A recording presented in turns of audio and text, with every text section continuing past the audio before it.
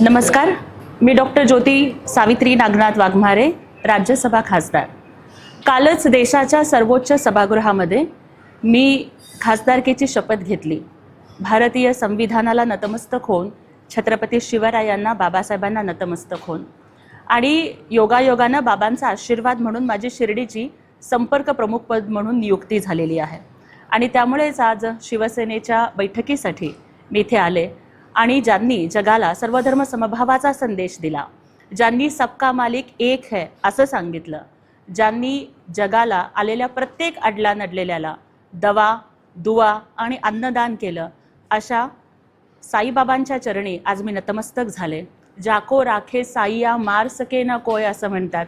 बाबांचा आशीर्वाद हा समस्त महाराष्ट्रावर राहावा, शेतकऱ्यांच्यावर राहावा, लाडक्या बहिणींच्यावरती राहावा, हीच प्रार्थना मी त्यांच्या चरणी केली। नमस्कार।